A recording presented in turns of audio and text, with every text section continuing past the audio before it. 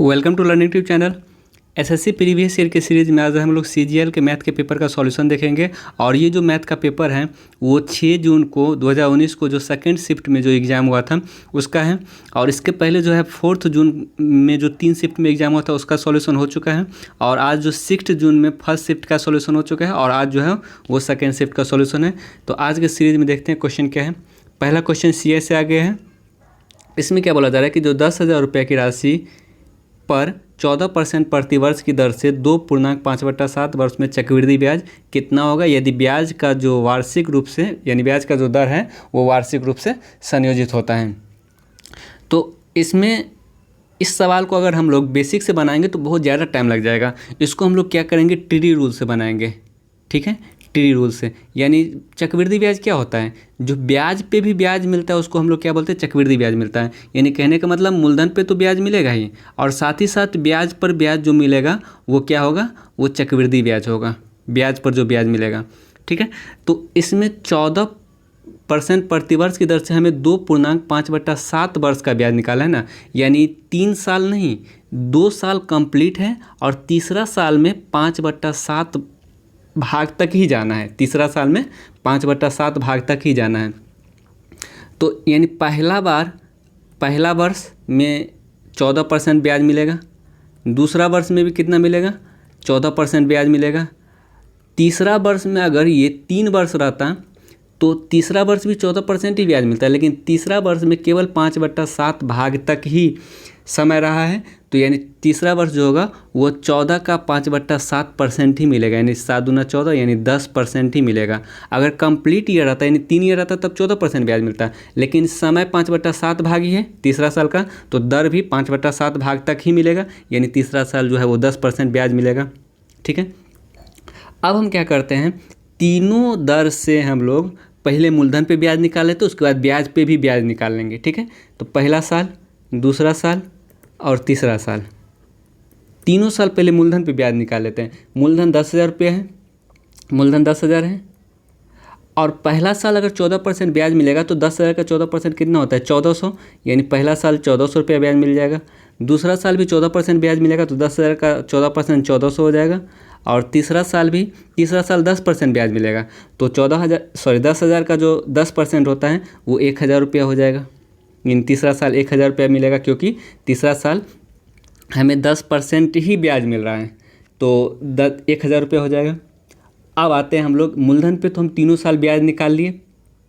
अब हम क्या निकालेंगे, ब्याज पे भी ब्याज निकालेंगे। देखिए ये जो पहला साल हमें 1,400 रुपया ब्याज मिला, ये आपको 2 आगे यानी दूसरा साल भी इस पे ब्याज मिलेगा और तीसरा साल भी इस पे ब्याज मिलेगा।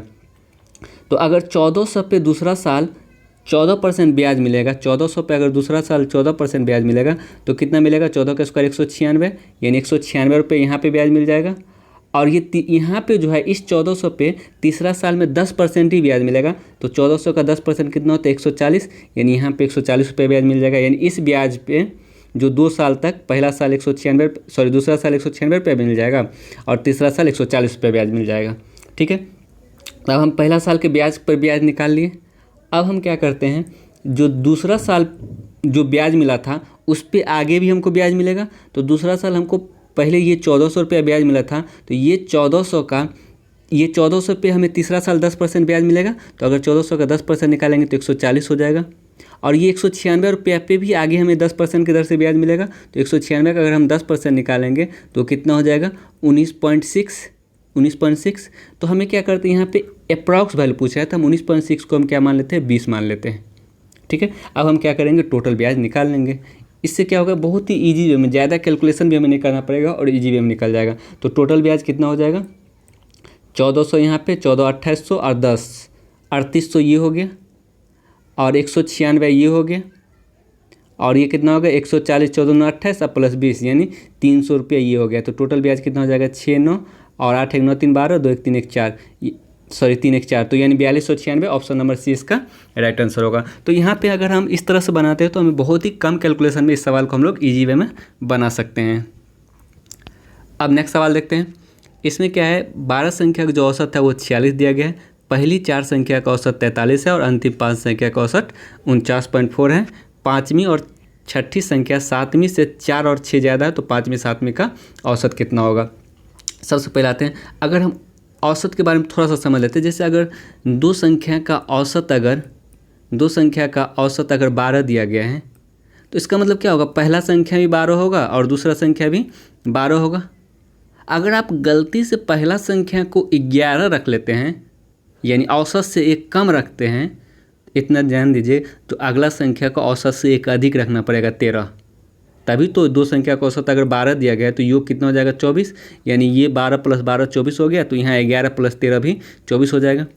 अगर आप पहला संख्या को औसत 12 है ना, औसत से 2 कम रखते हैं 10, तो अगला संख्या को आपको औसत से 2 ज़्यादा रखना पड़ेगा। तो 12 से 2 ज़्यादा रखेंगे तो 14, यानी औसत को मेंटेन रखने के लिए हमें जितना यहाँ कम करेंगे उसी कम को मेंटेन करने के लिए आगे उतना बढ़ाना पड़ेगा, या फिर हम यहाँ जितना बढ़ाएंगे उसी औसत को मेंटेन रखने के लिए औसत से उतना ज़्यादा हमें आगे करना पड़ेगा। अगर यहाँ हम कम करेंगे तो यहाँ ज़्यादा करना पड़ेगा, और यहाँ हम ज़्यादा करेंगे तो यहाँ कम करना पड़ेगा। ठीक है, तो इसी बेसिस पे हम लोग इस सवाल को बनाएंगे और बहुत ही कम कैलकुलेशन में हम इस सवाल को बना सकते हैं। जैसे इसमें कहते हैं 12 संख्या का औसत 46 है, तो इसका मतलब 12 संख्या का जो सभी 12 संख्या होगा वो 46 ही होगा। सभी 12 संख्या जो है वो 46 46 46 ही होगा। अगर हम एक संख्या को 45 रखेंगे तो दूसरा संख्या को 47 करना पड़ेगा, क्योंकि अगर हम औसत से एक कम करेंगे तो दूसरा संख्या औसत से एक ज़्यादा करना पड़ेगा। ठीक है, तो पहली 4 संख्या का औसत कितने दिया गया, 43 दिया गया, यानी 4 संख्या का जो औसत है वो 43 दिया गया है, यानी 46 से कितना कम दे दिया गया, 3 कम दिया गया है। तो टोटल मिला के 4 संख्या में 12 कम हो जाएगा। ठीक है, और लास्ट का जो 5 संख्या है उसका औसत कितना है, 49.4 है, 49.4, यानी औसत से कितना कम कर दिया गया है, यानी 3.4 कम कर दिया गया, 3.4 ही ना, हाँ 3.4 कम कर दिया गया है औसत में। तो टोटल योग में कितना कम होगा, यानी 5 या 15 और 2 17, यानी 17 कम हो गया होगा। ये टोटल अगर हम 5 संख्या और 4 संख्या और 5 संख्या में अगर हम देखें तो यहाँ 12 कम हो रहा है और यहाँ ज़्यादा हो रहा है, ये 17 ज़्यादा हो रहा है, कम नहीं, यहाँ पे ज़्यादा हो रहा है, 17 ज़्यादा हो रहा है। तो यानी ओवरऑल क्या फ़र्क पड़ रहा है, यहाँ 12 कम हो रहा है, यहाँ 17 ज़्यादा आ रहा है, तो ओवरऑल जो है वो 5 वृद्धि हो रहा है, 5 ज़्यादा हो रहा है, ओवरऑल 5 ज़्यादा हो रहा है। इसी 5 ज़्यादा को मेंटेन करने के लिए बाकी जो 3 संख्या बचा, 5वां संख्या, 6ठा संख्या और 7वां संख्या, यानी ये तीनों संख्या 5वां 6ठा और 7वां संख्या भी कितना रहेगा, यानी ये भी 46 46 46 ही रहेगा, 46 46 46। लेकिन ये जो 9 संख्या था इसमें 5 का वृद्धि हुआ, तो बाकी जो ये 3 संख्या बचा था इसमें 5 का कमी करना पड़ेगा, यानी ये तीनों संख्या का जो योग होना चाहिए वो कितना हो जाएगा, 6 × 18 4 × 12 138 में से 5 गया 133, यानी ये तीनों संख्या का जो योग होना चाहिए वो कितना होना चाहिए, 133 होना चाहिए। ठीक है, अब ये तीनों संख्या का योग 133 होना चाहिए। तो अब इस तीनों संख्या में क्या रिलेशन दिया गया, यानी 5वां संख्या और 6ठा संख्या और 7वां संख्या, इस तीनों में क्या बोला जा रहा है कि 5वां और 6ठा संख्या जो है वो 7वां से 4 और 6 ज़्यादा है, यानी 7वां को अगर हम x मानेंगे तो 5वां 4 ज़्यादा है तो x + 4, और 6ठा से 6 ज़्यादा है तो x + 6, और ये तीनों संख्या के योग 133, यानी x + x + x, यानी 3x + 4 + 6 10 बराबर 133 दिया गया है। तो यानी 3x बराबर कितना हो जाएगा, 133 में 10 गया तो 123, तो x बराबर कितना हो जाएगा 41। अगर x बराबर 41 आ गया तो इसका औसत कितना हो जाएगा, x + 4 अब +x, यानी इस दोनों का योग कितना हो रहा है 2x + 4। अगर हम 2 से डिवाइड करेंगे तो औसत आ जाएगा, अगर 2 से डिवाइड करेंगे तो ये कितना हो जाएगा, x + 2 हो जाएगा, यानी ये 2 से 2 कट जाएगा और ये 4 से 2 कटेंगे, औसत जो है वो x + 2 हो जाएगा, यानी x का आया था 41, 41 + 2 43, ऑप्शन नंबर सी इसका राइट आंसर होगा। तो इस तरीके से अगर हम सवाल को बनाते हैं तो बहुत ही कम कैलकुलेशन में हम इस सवाल को बहुत ही ईजी वे में बना सकते हैं। अब नेक्स्ट सवाल देखते हैं। इसमें ए बी के वर्तमान आयु का जो अनुपात है वो 8:9 है, यानी ए और बी का जो वर्तमान आयु है वो कितना है, 8:9 है, और 9 वर्ष बाद यह जो अनुपात होता है 9 ईयर बाद वो अनुपात कितना हो जाता है, 19:21 हो जाता है। ठीक है, तो यहाँ से पहले हम ए बी का वर्तमान आयु निकाल लेते हैं। देखिए इस दोनों का अंतर समान मात्रा में बढ़ना चाहिए, क्योंकि 9 वर्ष बाद अगर दोनों में समान मात्रा बढ़ना चाहिए, तो समान मात्रा में बढ़ाने के लिए क्या करते हैं, इस दोनों का अंतर 1 हो रहा है और इस दोनों का अंतर 2 हो रहा है, 19 और 21 का अंतर, यानी 2 को इससे गुना कर देंगे और 1 को इससे गुना कर देंगे तो समान मात्रा में वृद्धि होगा। तो 1 को अगर हम इसमें गुना करेंगे तो 1 से गुना करें या ना करें कोई फ़र्क नहीं पड़ेगा। तो हम क्या करते हैं, अगर हम 2 से गुना करेंगे उसमें ऊपर वाले में, तो ये अनुपात कितना हो जाएगा, 16:18। अब हम इस 8:9 को नहीं लेकर 16:18 में अगर हम काम करेंगे तो बहुत ही ईजी वे में सवाल बन जाएगा। अनुपात में कितना का वृद्धि हो रहा है, 3 यहाँ पे वृद्धि हो रहा है, 3 यहाँ पे वृद्धि हो रहा है, यानी दोनों में अनुपात में 3 का वृद्धि हो रहा है। और वास्तव में 9 साल बाद का आयु है, यानी ये 3 का वैल्यू 9, तो 1 का वैल्यू कितना हो जाएगा 3। तो किसका आयु निकालना है, पहले बी का आयु निकाल लेते हैं। तो बी का आयु 18 था, तो 18 का वैल्यू कितना हो जाएगा, 18 × 54, यानी बी का आयु 54 आ गया, वर्तमान आयु बी का 54 आ गया। तो क्या चीज़ पूछ रहा है, सी जो है वो बी से 3 वर्ष छोटा है, यानी 3 वर्ष छोटा है तो 51 वर्ष हो जाएगा। सी का वर्तमान आयु पूछ रहा है ना, यानी बी का वर्तमान आयु 54 आ गया और सी बी से 3 वर्ष छोटा है तो सी का आयु 51 वर्ष हो जाएगा। अब नेक्स्ट सवाल देखते हैं। इसमें क्या है कि x + y जो है वो कितना दिया गया, 12 दिया गया है और x × y जो है वो 27 दिया गया है। तो क्या चीज़ पूछ रहा है, x³ - y³ पूछ रहा है। ठीक है, तो अगर इस सवाल को अगर हम फार्मूला से बनाएंगे तो भी बन जाएगा। x³ - y³ क्या होता है, x - y का whole cube + 3xy × x - y, ये फार्मूला होता है। तो इससे भी हम लोग अगर सवाल को बनाएंगे तो बहुत ही ईजी वे में बन जाएगा। या फिर अगर कोई वैल्यू हमें पुट करने पे मिल रहा है आंसर, तो हम लोग डायरेक्ट वैल्यू भी पुट कर सकते हैं।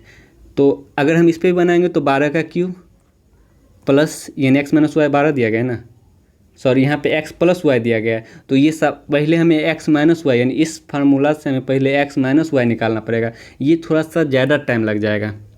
ठीक है, तो हम क्या करते हैं यहाँ पे, इसको हम लोग डायरेक्ट मान अगर पुट हो रहा है तो हम मान से ही बना लेंगे। तो x + y अगर हम 9 3 लेते हैं, x के बदले में 9 और y के बदले में 3, तो 9 3 12 और 9 3 27 हो रहा है, यानी ये जो इक्वेशन है सेटिस्फाइड हो रहा है। तो हमें x³ - y³ निकालना है ना, यानी 9 का क्यूब - 3 का क्यूब, 9 का क्यूब कितना होता है 729 और -3 का क्यूब 27, यानी 729 में 27 गया तो 702 इसका राइट आंसर होगा। यानी अगर मान हमें डायरेक्ट समझ में आ रहा है तो हम लोग डायरेक्ट मान ही पुट कर देंगे, वहाँ पे हम फार्मूला का यूज़ नहीं करेंगे। अब नेक्स्ट सवाल आते हैं। त्रिभुज ABC की भुजा 6 सेंटीमीटर, 7 सेंटीमीटर और 8 सेंटीमीटर दिया गया है। यानी कोई त्रिभुज ABC है, ABC, इसका एक भुजा 6 सेंटीमीटर दिया गया और एक भुजा 7 सेंटीमीटर दिया गया, एक भुजा 8 सेंटीमीटर दिया गया। ठीक है, इसमें क्या बोला, सबसे बड़े कोण का समद्विभाजक सामने वाले भुजा को 2 खंड में विभाजित करता है। अब हमें सबसे मेन यहाँ पे यह है कि सबसे बड़ा कोण होगा कौन। तो ध्यान दीजिएगा कि जो त्रिभुज में होता है वो बराबर भुजा के सामने का कोण बराबर होता है, बराबर भुजा के सामने का जो कोण होगा वो बराबर होगा, या फिर ये भी कह सकते हैं बराबर कोण के सामने का जो भुजा होगा बराबर, और बड़ा भुजा के सामने का कोण बड़ा होगा, बड़ा भुजा के जो सामने का जो कोण होगा वो भी बड़ा होगा, और छोटा भुजा के सामने का कोण क्या होगा, छोटा होगा। तो अगर हम इसमें यहाँ देखें तो ये 6 सेंटीमीटर, ये 8 सेंटीमीटर, ये 7 सेंटीमीटर और ये 8 सेंटीमीटर दिया गया है। तो सबसे बड़ा भुजा ये 8 सेंटीमीटर का है, तो इसके सामने जो कोण होगा यानी एंगल ए, यानी ये एंगल ए सबसे बड़ा कोण होगा, क्योंकि बड़ा भुजा के सामने का कोण बड़ा होता है। तो अगर हम एंगल ए का द्विभाजक ये BC को 2 बराबर भागों में बांट रहा है, यानी हम इसको D नाम दे देते हैं, BC को D पे काट रहा है और इस कोण को 2 बराबर भागों में बांट रहा है, तो इस दोनों भाग में से यानी BD या DC, इस दोनों भाग में से जो छोटा होगा, छोटा खंड, उसका लंबाई निकालना है। तो एक फार्मूला हम लोग जानते होंगे, अगर किसी त्रिभुज ABC में जो किसी कोण का जो द्विभाजक होता है, अगर AD द्विभाजक है तो ये AB और BD का जो अनुपात होगा वही AC और DC का अनुपात होगा, यानी AB और BD का जो अनुपात होगा वही AC और DC का अनुपात होगा। ठीक है, तो इस भाग को अगर हम BD को x मानेंगे तो DC कितना हो जाएगा, 8 - x हो जाएगा, क्योंकि टोटल लंबाई 8 था। तो अगर हम BD को x मानेंगे तो ये कितना हो जाएगा, 8 - x हो जाएगा। तो यहाँ पे अगर हम यहाँ से निकालें तो AB कितना था मेरे पास 6 और बट्टा BDX = 7/8 - x। अगर हम क्रॉस मल्टीप्लिकेशन करेंगे तो 48 - 6x बराबर ये 7x, तो ये 6x हो जाएगा तो 13x, और 48 से भाग लगेगा तो x बराबर 48/13, यानी जो ये x का वैल्यू है वो 48/13 आ गया। अगर हम ये DC का लंबाई निकालेंगे तो कितना हो जाएगा, यानी 13 × 104 में फिर 48 घटाएंगे तो 56/13 आ जाएगा। ठीक है, तो इस दोनों में से छोटा खंड का लंबाई पूछा है ना, तो छोटा खंड कितना आ गया था 48/13, यानी इसका जो आंसर होगा वो 48/13 हो जाएगा। अब नेक्स्ट सवाल देखते हैं।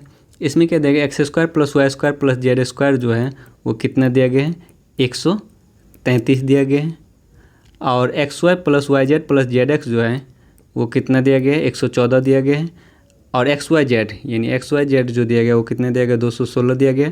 और निकालना क्या है, x³ + y³ + z³ ये निकालना है। तो इसका फार्मूला शायद बहुत कम को पता होगा।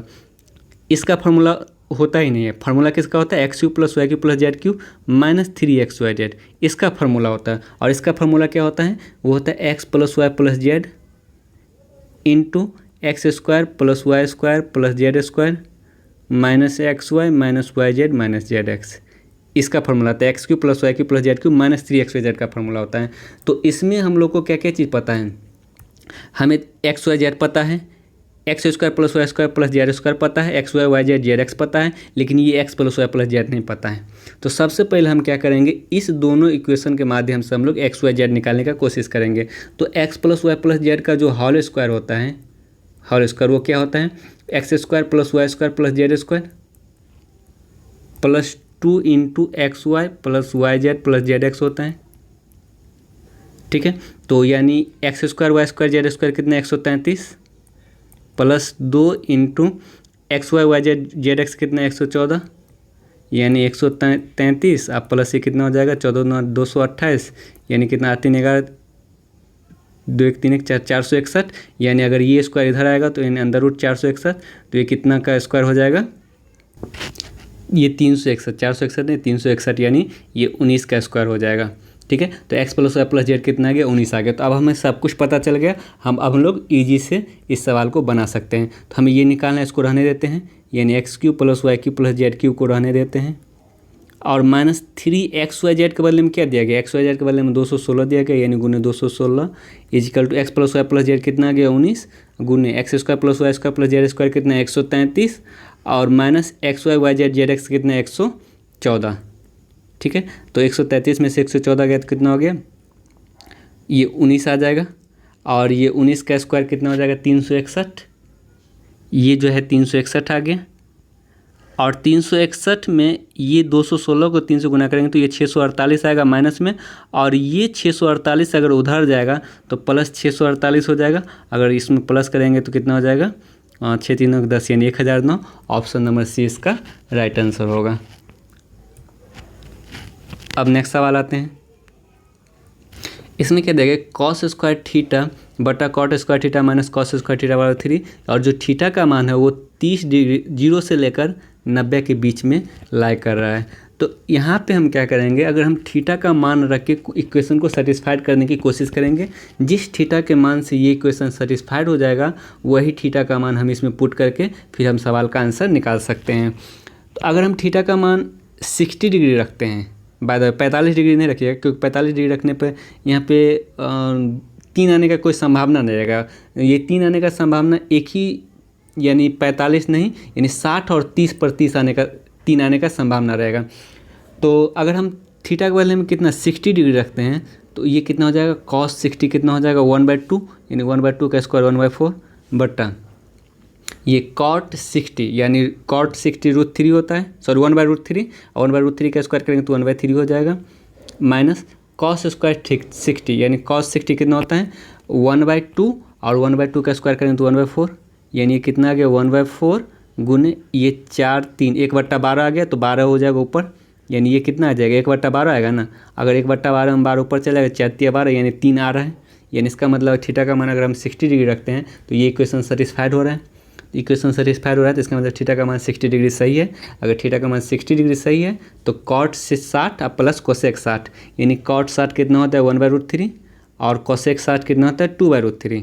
तो यानी इस दोनों का योग निकालें, यानी 3/√3 अगर हम परिमेयकरण करें तो ये √3 आ जाएगा, यानी इसका जो आंसर ऑप्शन नंबर सी हो जाएगा। तो इस तरह के सवाल में क्या करेंगे, सबसे पहले अगर थीटा का मान यहाँ पे दे दिया जाए, यानी कंडीशन दे दिया जाए जो थीटा का मान 0 से 90 डिग्री के बीच में है, तो हम 30, 60 या 45 डिग्री रख के इस इक्वेशन को सेटिस्फाइड करने की कोशिश करेंगे। जिस मान पे ये इक्वेशन सेटिस्फाइड हो जाएगा वही मान हम लोग ये सवाल में रख देंगे। ठीक है, अब हम लोग नेक्स्ट सवाल में आते हैं। इसमें क्या है कि 2x² + y² + 6x - 2x² + 9 बराबर 0 दिया गया है। तो इसमें क्या करना पड़ता है, हमें किसी न किसी संख्या के स्क्वायर फॉर्म बनाना पड़ता होगा। अगर पीछे वाला वीडियो में देखेंगे तो वहाँ आपको समझ में आ गया होगा कि हमें किसी न किसी का ये स्क्वायर फॉर्म बनाना पड़ेगा। अगर हम स्क्वायर फॉर्म बनाएंगे तो x वाले को एक साथ रखते हैं और y वाले को एक साथ रखते हैं, तो यानी ये 2x² को एक साथ रखते हैं प्लस y²। अब ये 9 में y² ने पहले x वाले को एक साथ रखते हैं, यानी 2x² ले लिए और ये प्लस 6x। अब ये 9 में से यहाँ पे कितना आएगा कि एक पूर्ण वर्ग बनेगा ये अभी नहीं पता, तो इसको रहने देते हैं प्लस। अब यहाँ पे बच गया y², अब फिर बचा -2xy।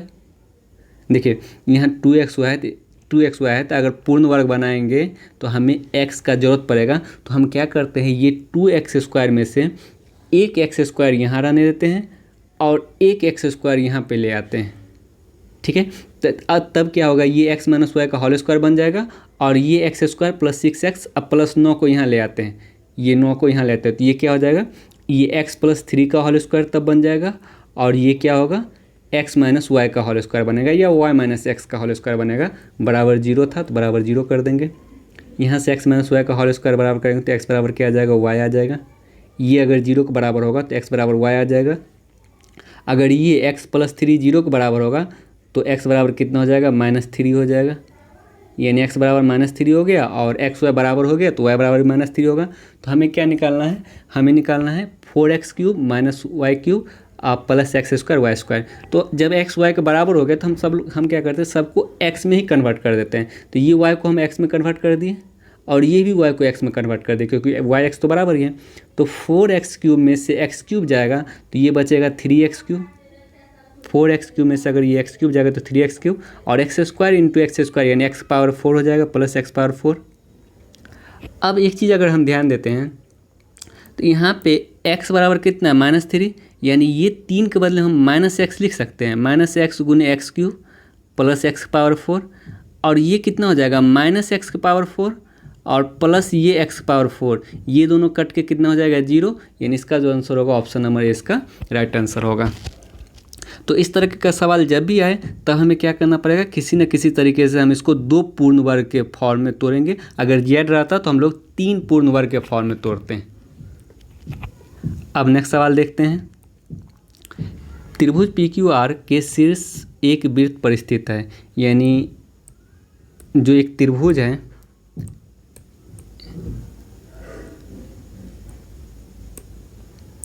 एक त्रिभुज है जिसका शीर्ष PQR दिया गया, वो एक वृत्त पर स्थित है। ये P, ये Q और ये R दिया गया। इसका जो शीर्ष है त्रिभुज PQR एक वृत्त पर स्थित है, यानी PQR तीनों का तीनों एक वृत्त पर स्थित है। उसका शीर्ष जिसका केंद्र O है, यानी इस वृत्त का जो केंद्र है वो क्या दिया गया, O दिया गया। SR वृत्त के बिंदु R पर स्पर्श रेखा है, यानी एक स्पर्श रेखा है R पर स्पर्श कर रहा है, वो क्या है, SR। तो ये SR हम स्पर्श रेखा निकाल देते हैं। अब क्या है, यदि QR ORS को 2 बराबर भागों में बांटता है, यानी ये जो QR है वो ORS को 2 बराबर भागों में बांटता है। यानी कहने का मतलब है ये जो ORS है, दूसरा कलम लेते हैं, ये जो ORS है, ये ORS, ये कोण ORS, इसको 2 बराबर भागों में कौन बांटता है, ये QR बांटता है। यानी ये दोनों भाग क्या होगा, आपस में बराबर होगा। हम लोग क्या जानते हैं कि स्पर्श रेखा पर केंद्र के द्वारा 90 डिग्री कोण बनता है, यानी ये समकोण बनेगा। अगर ये 2 बराबर भागों में बांट रहा है तो इसका मतलब ये 45 डिग्री, तो ये भी 45 डिग्री हो जाएगा, दोनों 45 डिग्री होगा। अब एक चीज़ आपको वृत्त के अंतःखंड के बारे में पता होगा। जैसे अगर मान चलिए कोई त्रिभुज है, इस त्रिभुज में किसी एक शीर्ष पर स्पर्श रेखा खींचा गया, तो वृत्त का जो ये कुंज होगा, ये अंतःखंड इसके बराबर हो जाएगा, और ये अंतःखंड जो है इसके विपरीत में ये कोण आता है तो इसके बराबर हो जाएगा। तो उसी तरह से अगर ये 45 डिग्री है तो ये 45 डिग्री किसके बराबर हो जाएगा, इस P के बराबर होगा, और वही RPQ निकालना था, यानी ये 45 डिग्री तो ये भी 45 डिग्री हो जाएगा। ठीक है, अगर ये चीज़ किसी को नहीं पता है तब हम कैसे सवाल को बनाएंगे वो भी देख लेते हैं। अगर ये चीज़ नहीं पता है तो हम क्या करेंगे, अगर ये चीज़ नहीं पता है तो हम क्या करेंगे, इसको भी मिला देंगे। अब ये दोनों वृत्त का त्रिज्या हो गया, ये भी वृत्त का त्रिज्या और ये भी वृत्त का त्रिज्या, और त्रिभुज में क्या पता है कि बराबर भुजा के सामने का कोण बराबर होता है, यानी इसके सामने ये कोण और इसके सामने ये कोण बराबर होगा, यानी ये 45 डिग्री तो ये भी 45 डिग्री, और ये कितना हो जाएगा तब, त्रिभुज के तीनों कोणों का 180 तो ये 90 डिग्री हो जाएगा। अब हम लोग को क्या पता है, एक ही रेखा पे यानी एक ही जीवा पे केंद्र पे जो बना कोण होता है वो परिधि पे बने कोण का दोगुना होता है, यानी यहाँ पे 90 डिग्री तो परिधि पे कितना हो जाएगा, 45 डिग्री कोण बनेगा, यानी जो P का मान आया वो 45 डिग्री। यानी दोनों में से जो तरीका आपको अच्छा लगे उस तरीके से इसको बना सकते हैं। चलिए अब नेक्स्ट सवाल देखते हैं। इसमें ये क्वेश्चन इंग्लिश में ही है लेकिन इसमें हम हिंदी ट्रांसलेटर इसको बता देते हैं। जैसे इन ए सर्कल विथ सेंटर हो, यानी कोई एक सर्कल है जिसका सेंटर जो है वो क्या दिया गया, O दिया गया। जैसे ये सर्कल हो गया और इसका जो सेंटर है वो O दिया गया है, यानी ये O सेंटर हो गया। ACBO is a parallelogram where C is a point on the minor arc of, ये AR नहीं आर्क है, ARC RKB, जिससे AB एक आर्क है, जैसे ये AB ले लेते हैं, और ABOC एक पैरेललोग्राम है, और जो C है वो माइनर आर्क पे। इसका मतलब C को अगर हम ऊपर रखेंगे तो ये मेजर आर्क पे हो जाएगा, तो इसका मतलब C को हमें नीचे रखना पड़ेगा, तभी ये AB के माइनर आर्क पे हो जाएगा। AB का माइनर आर्क ये नीचे नहीं होगा। तो क्या पूछ रहा है, what is the measurement of AOB, यानी AOB निकालना। पहले सबसे पहले हम इसको मिला देते हैं।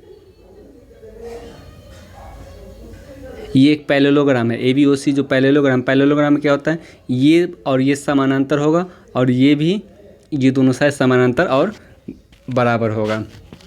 ठीक है, अब हम लोग आते हैं, जैसे अगर हम बात करें ये AOB को अगर हम थीटा मानते हैं, इसको थीटा AOB के, यानी ये O है, अगर AOB को अगर हम थीटा मानते हैं तो अगर हम इसके मेजर आर्क पे अगर हम कोई कोण बनाते हैं तो ये क्या हो जाएगा, θ/2, यानी जो कोण पे कोण बनता है, यानी सॉरी केंद्र पे जो कोण बनता है वो परिधि पे बने कोण का दोगुना होता है, यानी अगर ये थीटा हो तो परिधि पे आधा बनेगा, यानी θ/2।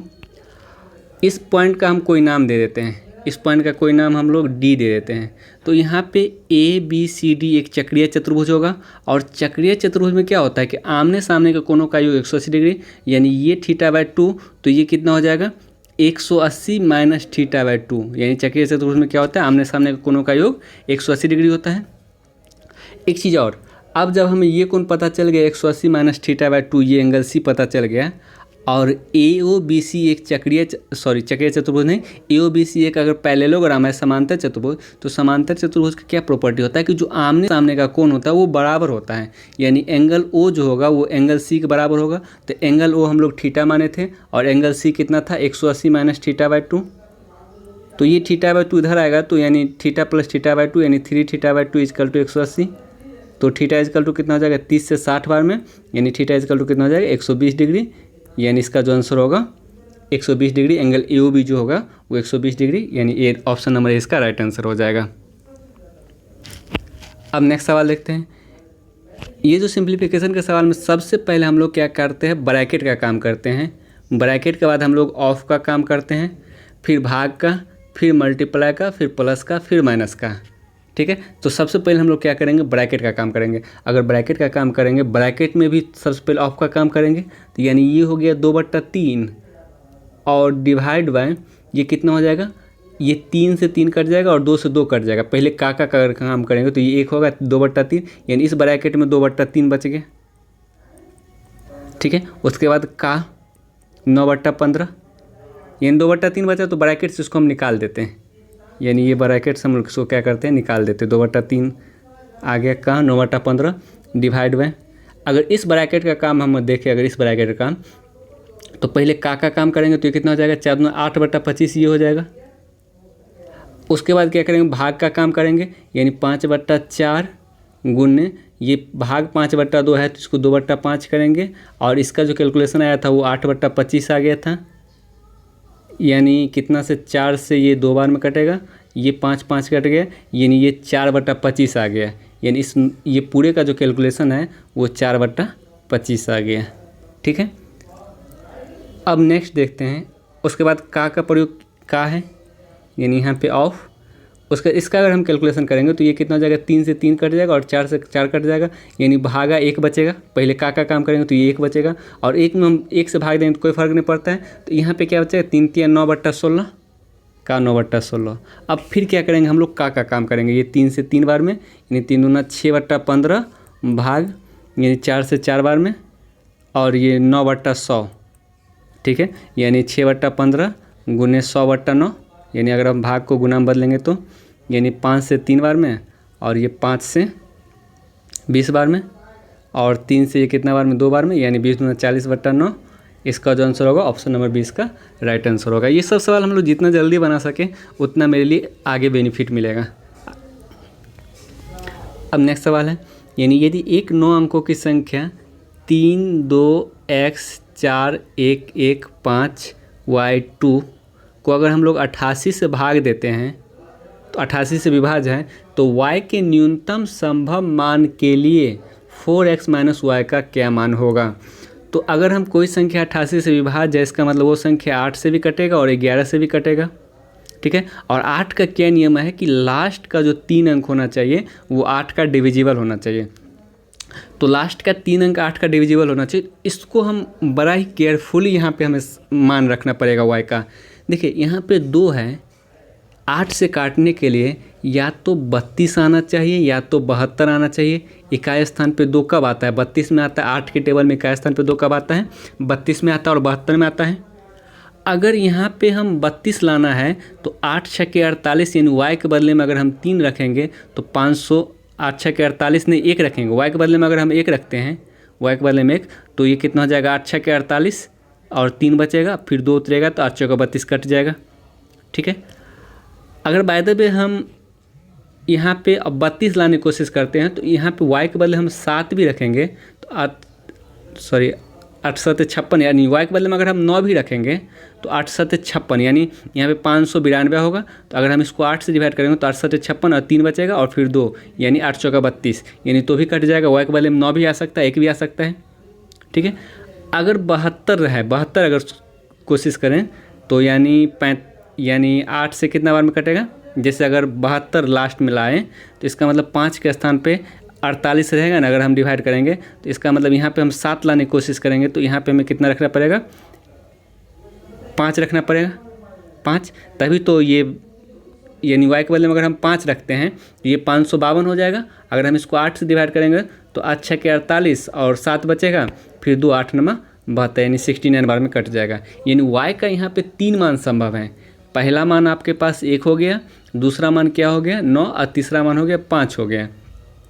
ठीक है, तो इसमें क्या चीज़ पूछा जा रहा है, y के न्यूनतम संभव मान के लिए। तो y का न्यूनतम संभव मान क्या है, 1 है। अगर अधिकतम संभव मान बोलता तो हम y का मान 9 लेते, लेकिन न्यूनतम संभव मान बोल रहा है तो इसका मतलब y के बदले हमें क्या रखना पड़ेगा, 1 रखना पड़ेगा। अगर हम y के बदले में 1 रखेंगे तो ये 8 से कट जाएगा। तब हम क्या करते, y के बदले में 1 रख के 11 का डिविजिबिलिटी चेक कर लेते। 3 2 x 4 1 1 5 और y के बदले में 1 2। अब 11 का डिविजिबिलिटी चेक करें तो ये कितना हो जाएगा, 3 + x 3 1 4 5 4 9 2 11, यानी ये 11 + x हो गया। और अगर ऊपर जोड़ते हैं तो 4 2 6 6 1 7 1 8, यानी 8 हो गया। ठीक है, तो 11 का डिविजिबिलिटी का क्या नियम है कि इस दोनों का सम स्थान और विषम स्थान के अंकों के योग का जो अंतर होना चाहिए वो 11 का डिविजिबल या 0 होना चाहिए। तो अगर हम 11 का डिविजिबल लेंगे तो यहाँ x के बदले में कितना रखना पड़ेगा, x के बदले में आपको 8 रखना पड़ेगा, तभी तो ये 11 8 19 हो जाएगा, और 19 में से 8 गया तो 11, यानी 11 से कट जाएगा। तो x बराबर क्या आ गया, 8। यानी y का जब न्यूनतम मान 1 होता है, 1 रखते हैं तो x 8 आता है, तो हमें क्या निकालना है, 4x - y निकालना है। तो x के बदले में 8, यानी 8 × 4 = 32 और -1 यानी 31, यानी इसका जो आंसर होगा ऑप्शन नंबर डी इसका राइट आंसर होगा। यानी y के न्यूनतम संभव मान के लिए 4x - y का जो मान आएगा वो 31 आ जाएगा। अब नेक्स्ट सवाल देखते हैं। 2 स्टेशन ए बी के बीच का दूरी 800 किलोमीटर है। एक रेलगाड़ी x से ए की तरफ चलना आरंभ करती है और बी स्टेशन पर 40 किलोमीटर प्रति घंटा गति से चलती है और दूसरा रेलगाड़ी वो 60 किलोमीटर प्रति घंटा गति से चलती है। दोनों रेलगाड़ी ए से कितनी दूर पर एक दूसरे को मिलेगी। देखिए इस सब सवाल को बनाने में टाइम नहीं लीजिएगा, ये सब बहुत जल्दी बन जाएगा। जैसे 800 किलोमीटर है, अगर दोनों एक दूसरे की ओर चलेगा तो दोनों का चाल जुट जाएगा, तो यानी 60 + 40 100 यानी 8 घंटा समय लगेगा। तो ए से कितना दूर पर, यानी ए से दूरी निकालना है ना, तो ए के 4 से मल्टीप्लाई कर देंगे तो 8 चौका 32 यानी 320 किलोमीटर दूरी जाके मिलेगा। इस सब सवाल को 10 सेकंड में बन जाएगा और इस पर ज़्यादा टाइम वेस्ट नहीं करना है। जिसे कैसे बनाएंगे, जैसे एक रेलगाड़ी ए से चलना आरंभ करती है, दूसरा रेलगाड़ी बी से चलना आरंभ करती है। यहाँ से जो चलना आरंभ का, इस दोनों के बीच का दूरी 800 है और यहाँ से ए से जो चलना आरंभ करती है उसका चाल 400 किलोमीटर पर आवर है और बी से जो चलना आरंभ करती है उसका चाल 60 किलोमीटर पर आवर है। ठीक है, तो सबसे पहले ये दोनों जाके कहीं ना कहीं मिलेगी।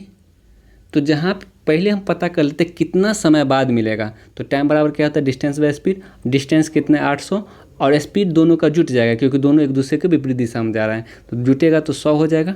60 + 40 यानी जो टाइम आएगा वो 8 घंटा में वो दोनों एक दूसरे को मिलेगा।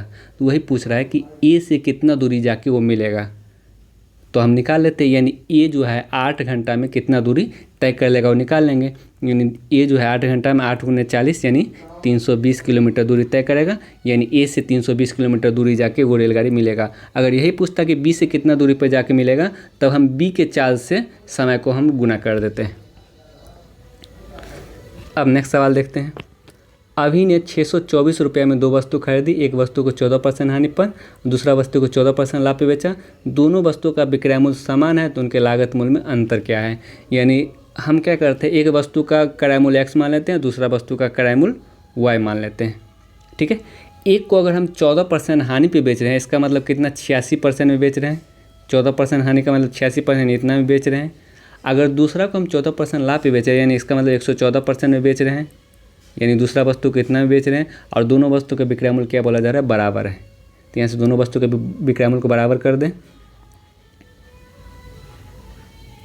तो यहाँ से हम क्या करेंगे, ये 100 से 100 कट जाएगा, ये 2 से काटेंगे तो कितना बार में 43 बार में, और ये 2 से ये 57 बार में, 57 बार में। तो यानी x/y जो आया वो 57/43 आ गया। यानी XY का जो अनुपात आ गया वो क्या आ गया, 57/43। यानी x का कीमत अनुपात में 57 तो y का कीमत अनुपात में 43। और दोनों का जो कुल योग बोला जा रहा है यानी 624 रुपया है दोनों वस्तु का टोटल क्रय मूल्य।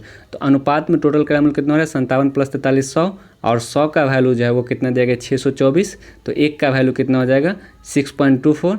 तो किसका वैल्यू निकालना है, उनके लागत मूल्य में अंतर कितना का है, 57 और 43 का जो अंतर 14, तो 14 का वैल्यू निकालना है। अगर हम इकाई स्थान देखें तो यहाँ पे 6.24 गुने 14 करेंगे तो इकाई स्थान पे 4 चौका 16 आ जाएगा, इकाई स्थान पे 6 आएगा, और इकाई स्थान पे 6 एक ही ऑप्शन ए में दिया गया, तो इसका जो आंसर होगा ऑप्शन नंबर ए हो जाएगा। अब नेक्स्ट सवाल देखते हैं। एक त्रिभुज ABC में डी जो है वो AC के समानांतर है। यानी त्रिभुज ABC में ए यहाँ लेते हैं और बी यहाँ लेते हैं, सी यहाँ लेते हैं, डी AC के समांतर, यानी इस तरह से हमें बनाना पड़ेगा। तो ऐसा करते हैं कि हम ए को यहाँ से हटा देते हैं, AC के समानांतर है ना, तो हम ए को यहाँ लिख लेते हैं और सी को यहाँ लिख लेते हैं और बी को यहाँ। अब जो डी है वो AC के समानांतर कर देंगे। अब डी जब AC के समानांतर है तो इस दोनों का जो अनुपात होगा वही अनुपात इस दोनों का भी होगा। अनुपात का बात कर रहे हैं, उसमें अब क्या दिया गया है, AB पर D है और BC पर E है। इसमें AB 5 यानी ये पूरा जो है वो 5 दिया गया है, और AD 3 यानी ये AD 3 दिया गया, तो इसका मतलब DB 2 हो जाएगा। तो क्या पूछ रहा है, BE अनुपात EC पूछ रहा है, यानी ये BE अनुपात ये EC पूछ रहा है। ये जो अब 2:3 है तो ये भी कितना हो जाएगा, 2:3 हो जाएगा। यानी इसका जो आंसर होगा option number A right answer होगा। अब नेक्स्ट सवाल देखते हैं। इसमें क्या, एक व्यापारी अपने माल को लागत मूल्य से 40% ऊपर अंकित करता है और अंकित मूल्य पर 70% सामान बेचता है और शेष माल को अंकित मूल्य के 40% छूट पर बेच देता है, उसका लाभ प्रतिशत ज्ञात करें। इस सवाल को हम लोग शॉर्ट में कैसे बनाएंगे वो देखते हैं। जैसे अगर हम लागत मूल्य 100 मानते हैं, हम क्या करते हैं 100 सामान मान लेते हैं और 100 सामान का लागत मूल्य 100 मानते हैं, तो इसका मतलब क्या होगा, एक का जो लागत मूल्य होगा वो 1 रुपया होगा। इसको 40% हम अधिक अंकित करते हैं, यानी अंकित मूल्य क्या हो गया इसका 140 हो जाएगा। तो इसका मतलब एक सामान का अंकित मूल्य कितना हो जाएगा, एक सामान को हम लोग 1.4 में बेचेंगे, अगर 100 रुपये का सामान 100 सामान खरीदें और अंकित मूल्य 140 रुपया कर दिए, तो इसका मतलब एक सामान का अंकित मूल्य हम लोग 1.4 किए, ठीक है। वो अंकित मूल्य पर 70% सामान बेचता है, यानी 100 सामान में से 70 सामान को अगर अंकित मूल्य पे बेचता है, यानी एक सामान का अंकित मूल्य 1.4 है तो 70 सामान का अंकित मूल्य 1.4 70 से गुना कर देंगे, यानी 6498 यानी 98 रुपये में बेचता है। फिर शेष माल को, यानी शेष माल 30 है और इसको 40% छूट पे बेचता है, यानी एक सामान का कीमत 1.4 था तो 30 सामान का कीमत 30 गुने 1.4। अगर उसको हम लोग 40% छूट पे बेच रहे हैं, इसका मतलब हम लोग 60% में बेच रहे हैं। अगर हम एक जीरो से एक जीरो और ये जीरो से ये जीरो कट गए और ये 6 तिया 18 यानी 18 चौका 72 7 और 18 7 25 यानी 25.2 रुपये में बेच रहे हैं, तो टोटल विक्रय मूल्य कितना हो जाएगा 2 8 5 13 9 2 11 के 12 यानी 123.2 टोटल विक्रय मूल्य आएगा। और टोटल क्रय मूल्य 100 रुपया था तो कितना का लाभ हुआ 23.2% का लाभ। ऑप्शन नंबर ए इसका राइट आंसर होगा। अब नेक्स्ट सवाल देखते हैं। साइन थीटा बराबर 4 कॉस थीटा दिया गया, तो अगर हम कॉस थीटा को नीचे लाएंगे तो साइन थीटा बटा कॉस थीटा कितना हो जाएगा 4, यानी साइन थीटा बटा कॉस थीटा कितना होता है टेन थीटा बराबर 4 दिया गया है और 4 बटा 1 इसको लिख सकते हैं। टेन थीटा बराबर क्या होता है p/b, तो h कितना हो जाएगा under root P square plus B square यानी 4 चौका 16 प्लस 1 यानी रूट अंडर 17 इसका क्या आ जाएगा h आ जाएगा। तो हमें क्या चीज़ निकालना है sine theta into cos theta, यानी साइन थीटा p/h यानी 4 बटा रूट 17 और कॉस थीटा b/h यानी b के बदले में 1 बटा रूट 17 यानी 4 गुने 1 यानी 4 बटा 17। ऑप्शन नंबर सी इसका राइट आंसर होगा। अब नेक्स्ट सवाल देखते हैं। ए बराबर दिया 2 साइन थीटा बटा 1 plus sine theta cos theta और बी बराबर दिया गया सी बटा 1 प्लस साइन थीटा और ए बराबर बी दिया गया है, तो ए बराबर बी दिया गया इसका मतलब क्या हो गया 2 साइन थीटा 2 साइन एक्स बटा 1 plus sine x plus cos x, ये किसके बराबर है सी बटा 1 प्लस साइन एक्स के बराबर है। तो सी का मान इसमें क्या होगा, तो हम ऐसा करते हैं कि x का कोई मान रख लेते हैं और x का मान रखने पे जो c का मान यहाँ आएगा वही x का मान रखने पर यहाँ भी आना चाहिए। देखिए अगर यहाँ पे अगर हम थीटा के बदले में 30 60 45 रखते हैं तो थोड़ा सा ज़्यादा कैलकुलेशन करना पड़ेगा। तो हम यहाँ क्या करते हैं थीटा के बदले में 0 डिग्री अगर रखते हैं 0 डिग्री तो ये पूरा कैलकुलेशन c 0 के बराबर आ जाएगा। अगर हम 0 डिग्री रखते हैं तो ऐसा करते हैं 0 के बराबर नहीं लाना है हमें, हम क्या करते हैं x के बदले में 90 डिग्री रख लेते हैं। अगर हम 90 डिग्री रखेंगे x के बदले में तो 2 और साइन 90 कितना होता है 1 से गुना करेंगे तो 2 ही रह जाएगा 1 प्लस साइन 90 1 और कॉस 90 0 होती है यानी 1 + 1 2 हो जाएगा 2 बटा 2 इक्वल टू सी बटा 1 प्लस साइन एक्स करेंगे यानी 1 प्लस साइन 90 1, तो ये 2 से 2 कट जाएगा और ये 1 1 2 यानी सी बराबर कितना गया 2। अगर सी बराबर 2 आ गया तो x के बदले में 90 डिग्री ऑप्शन में पुट करने पे भी 2 आना चाहिए।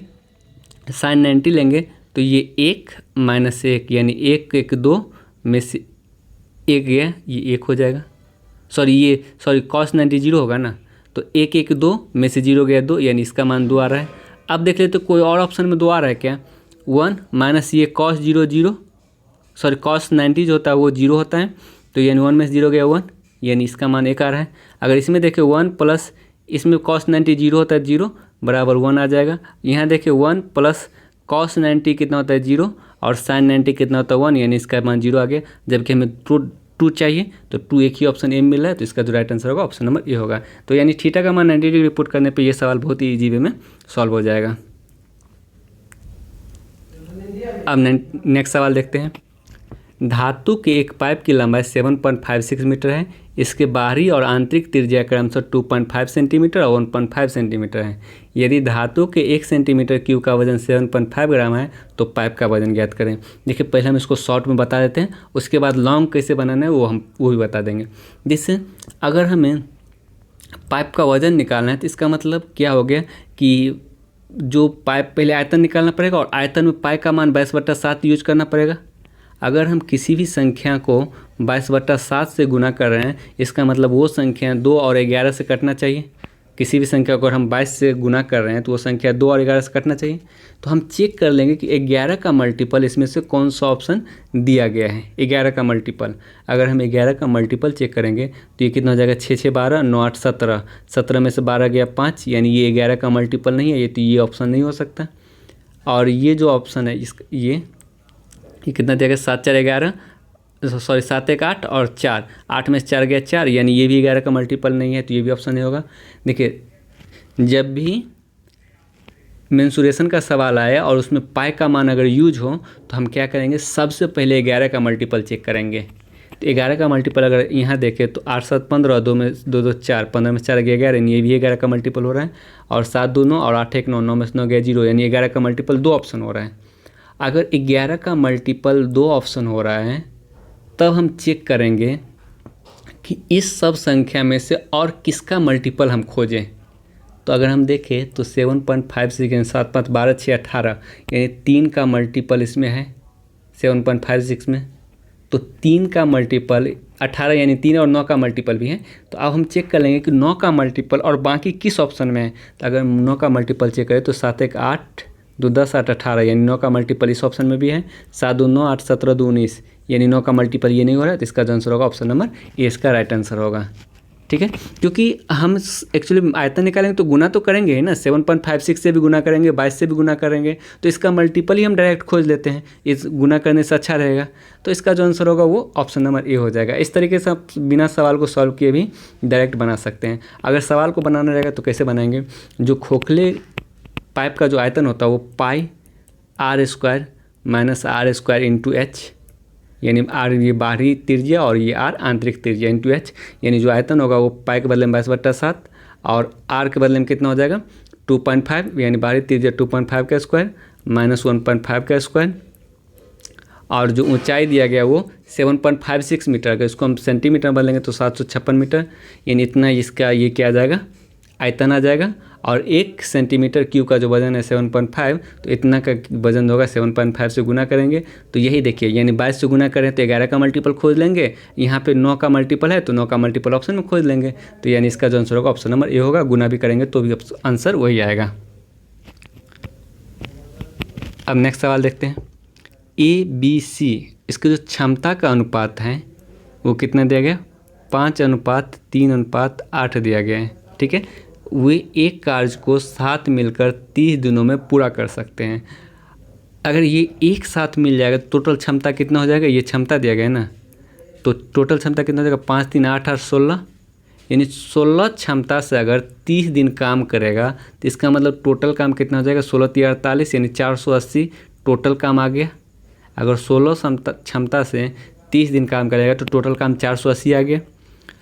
अब क्या बोला, ए और बी ने 20 दिनों तक काम किया, यानी ए बी अगर मिलकर काम करेगा तो टोटल क्षमता 8 हो जाएगा। और 8 क्षमता से अगर 20 दिन तक काम करेगा तो इसका मतलब 160 काम ख़त्म कर देगा। यानी 480 में से अगर 160 काम ख़त्म हो गया तो शेष काम कितना बचा, इसमें घटाएंगे 320। और ये शेष काम को कौन करेगा, शेष काम को अब पूछा जा रहा है बाकी बचे कार्य को सी अकेला कितने दिन समाप्त करेगा। यानी सी का क्षमता 8 है तो 320 काम करने में, यानी 320/8, यानी शेष काम को करने में 40 दिन। ऑप्शन नंबर 20 का राइट आंसर हो जाएगा। अब नेक्स्ट सवाल देखते हैं। जब किसी वस्तु की मूल्य में 20% की कमी करें और उसकी बिक्री में x की वृद्धि करें तो राजस्व में प्राप्ति 60% का वृद्धि होता है। परसेंटेज चैप्टर में अगर बताए थे, जो अगर 20% कमी का मतलब क्या होगा -20, और x% वृद्धि का मतलब क्या होगा +x, और यहाँ पे जो साइन आता है इस दोनों का मल्टीपल आता है, तो माइनस गुने प्लस क्या हो जाएगा -20 गुने x/100, यानी ये टोटल उसका परसेंटेज में वृद्धि होगा। और ये वृद्धि कितना है 60% है, तो ये 20 उधर जाएगा तो +80, यानी x 5 ये x/5 हो जाएगा ना, यानी x - x/5 बराबर 80, ये -20 उधर जाएगा, यानी 4x/5 बराबर 80, यानी 4 से 20 बार में, तो x बराबर कितना जाएगा 20 × 5 = 100। इसका मतलब जो x का मान आया वो 100। ऑप्शन नंबर 20 का राइट आंसर हो जाएगा। अब नेक्स्ट DA का सवाल आ गया। इसमें क्या बोला, यदि डी की कारों के उत्पादन से संबंधित आंकड़ों, यानी डी का जो उत्पादन था उस आंकड़ा का प्रयोग करें तो 2013 में कारों का उत्पादन दर्शाने वाले त्रिज्यखंड सेक्टर कोण कितना होगा। तो 2013 में कितना था, डी 35 था। ओवरऑल कितना में सबको जोड़ेंगे तो 5 3 8 4 12 5 17 9 26, 1 मिनट, 5 3 8 16 5 21 9 30, यानी 30 3 और 4 4 8 4 12 3 15 3 18 3 21, यानी टोटल 210 में। अगर हम डी का 2013 में देखें तो 2013 में कितना था 35, ओवरऑल डी कितना में 210 में। तो कौन पूछ रहा है ना, अगर परसेंटेज निकालना रहता तो हम 100 से गुना करते हैं, लेकिन यहाँ पे कौन पूछ रहा है तो हम क्या करेंगे, टोटल जो तिरछखंड में कौन बनता है 360, तो 360 से गुना करेंगे। 1 0 से 1 0 कट जाएगा, 7 से 5 बार में, 7 से ये 3 बार में, 3 से 12 बार में, यानी 12 पंचे 60 डिग्री कोण। ऑप्शन नंबर ए इसका राइट आंसर होगा। नेक्स्ट सवाल देखते हैं।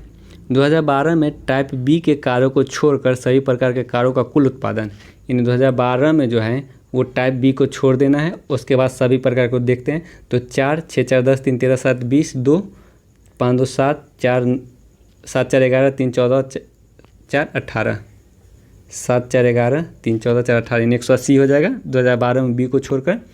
2016 में सभी प्रकार के कारों के उत्पादन से कितना प्रतिशत कम है। 2016 में सभी प्रकार के कार का उत्पादन कितना है, 7 5 7 12 7 19 9 28 2 30 यानी 3 और 5 3 8 6 14 7 21 4 25 5 30 यानी 300। यानी जो 180 है वो 300 से कितना कम है, तो 120 कम है किससे, 300 से गुना 100 यानी प्रतिशत कमी निकाल लेंगे, यानी 40% कम है। ऑप्शन नंबर ए इसका राइट आंसर होगा। नेक्स्ट सवाल देखते हैं। 2014 में टाइप ई के कार और 2016 में टाइप सी के कार का कुल उत्पादन, यानी 14 में टाइप ई कितना है 53 और 16 में सी, 2016 में जो सी है वो कितना है 77 का कुल उत्पादन कितना हो जाएगा, 7 5 4 130 सॉरी ठीक है। यानी 2014 में ई और 2014 में ई कितना है 53 और 2016 में सी कितना है 77, अगर हम जोड़ेंगे तो 130 आ जाता है। उत्पादन का कुल उत्पादन का 2014 में बी, 14 में बी कितना है 56 और 2013 में डी, 13 में डी कितना है 35, कितना हो जाएगा 6 5 11 5 3 8 1 9 91। कुल उत्पादन से अनुपात क्या होगा, इस दोनों का अनुपात निकालना है। तो अगर हम 13 से काटेंगे तो ये 10 बार में, 13 से काटेंगे तो 7 बार में, 10:7। ऑप्शन नंबर डी इसका राइट आंसर होगा। अब नेक्स्ट सवाल देखते हैं। 2012 और 2013 में टाइप ई कारों का कुल उत्पादन, 12 और 13 में टाइप ई, यानी 12 में टाइप ई 47 था और 13 में टाइप ई 43 है, यानी कुल उत्पादन कितना हो जाएगा, 7 3 10 4 4 8 1 9 90 हो जाएगा। 2012 से 16 तक में ए प्रकार के औसत उत्पादन का लगभग कितना % है। 2012 में 12 से 16 में ए टोटल कितना हो जाएगा, यानी 8 4 12 3 15 5 20 2 5 2 7 5 12 6 18 6 24 5 29 290। अगर हमें इसका औसत निकालना है तो 2 2 4 1 5 से डिवाइड करेंगे, तो 5 से डिवाइड करेंगे कितना बार में कटेगा, यानी 25 25 और 58 बार में कटेगा। इसका कितना प्रतिशत अधिक है, यानी 58 से 90 कितना प्रतिशत अधिक है, यानी वही बोला जा रहा है। 2012-13 में टाइप ई का उत्पादन 90 आ गया था, वो जो है 90, वो 2012 से 16 तक में एक औसत 58 से कितना प्रतिशत अधिक है, तो कितना अधिक है, यानी 42 अधिक है, सॉरी 32 अधिक है, कितना से 58 से गुना 100, यानी अगर हम यहाँ से प्रतिशत निकालने की कोशिश करेंगे तो कितना आ जाएगा, ये अप्रॉक्स में आपको 55.2 के अप्रॉक्स प्रतिशत आ जाएगा। यानी इसका जो कैलकुलेशन अगर हम करेंगे तो 55.2%। ऑप्शन नंबर इसका राइट आंसर होगा। तो आज का सेशन ये समाप्त होता है। अगर वीडियो अच्छा लगे तो वीडियो को लाइक जरूर कर दीजिएगा और अपने दोस्तों के बीच शेयर भी कीजिएगा। एसएससी का जितना भी एग्ज़ाम का प्रीवियस ईयर होता है, चाहे आप CHSL ले लीजिए, चाहे CGL ले लीजिए, चाहे CPU ले लीजिए, सभी के मैथ का प्रैक्टिस, जितना भी प्रीवियस ईयर का एग्ज़ाम होता है सभी के मैथ का प्रैक्टिस सेट आपको यहाँ पे करवा दिया जाएगा। इसलिए जो लोग अभी तक चैनल को सब्सक्राइब नहीं किए हैं, चैनल को ज़रूर सब्सक्राइब कर लीजिएगा। तो आज के लिए इतना ही। Thank you, bye bye.